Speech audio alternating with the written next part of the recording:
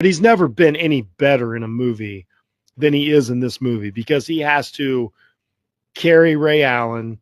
You know, he has to keep you on a roller coaster ride of like hate me, like me. And so just a masterful performance by, at his peak, Denzel Washington. And so then he's talking to Lola, he's trying to get him on the side, like, we need to team up, he's getting desperate.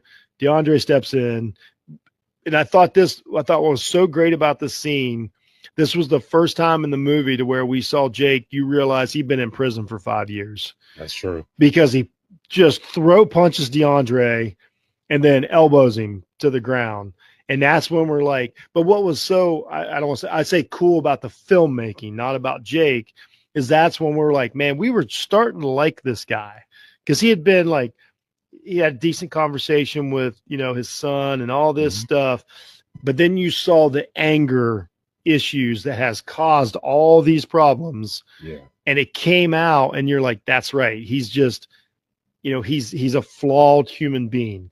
We've liked him for a few minutes. We've saw him talk to, his neighbor, Mila Jovovich, who with a weird part did a great job in this movie.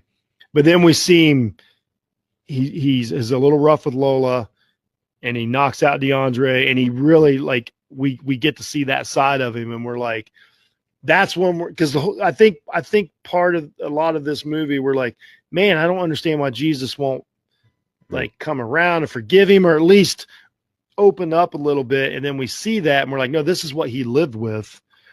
So really, it was a fun scene and a great scene, but then it also told us so much about Jake.